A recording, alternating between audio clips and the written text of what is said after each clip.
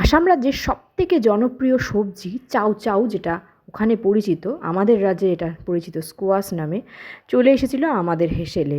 হঠাৎ করেই শ্বশুরমশাই দেখতে পেল আর নিয়ে এসেছে। বলে এটা নাকি ভীষণ উপকারী একটা সবজি, এটা খেলে নাকি চোখ ভালো থাকে, হার্ট ভালো থাকে। এবং আমিও পরে কিন্তু নেট সার্চ করে সেটাই দেখতে পেলাম যে এটার মধ্যে বিটা ক্যারোটিন প্রচুর পরিমাণে থাকায় চোখ ভালো রাখতে নাকি সাহায্য করে। তাছাড়া প্রচুর ফাইবার থাকে বলে এটা কিন্তু কনস্টিপেশন কমাতেও সাহায্য করে। তো যাই হোক, মোট কথা ভালোই সবজিটা, পুষ্টিগুণে সমৃদ্ধ।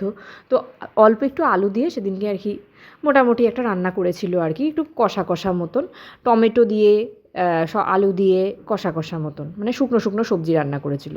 তোমরা কি এই সবজিটা খাও? তাহলে জানিও আর কীভাবে রান্না করো। আর তার সাথে ছিল কুচো চিংড়ি। একবার ভাবলাম স্কোয়াশের মধ্যে কুচো চিংড়িগুলোকে দিয়ে একটা সবজি রান্না করি, কিন্তু আমার শ্বশুরমশাই আবার বললো না, এটা আলু দিয়ে মানে করতে হবে চিংড়িটা আর কি। তো যাই হোক, তাই আলু দিয়েই চিংড়িটা করা হচ্ছিলো। তো স্কোয়াশটাকে আবার একটু প্রেশার কুকারেও দিয়েছিল, আবার সেদ্ধ হবে কি হবে না, মানে রূপাদিও প্রথমেই এই সবজিটা দেখছে আর রান্না করছে, বুঝতে পারছে না যেটা সেদ্ধ হবে কি হবে না।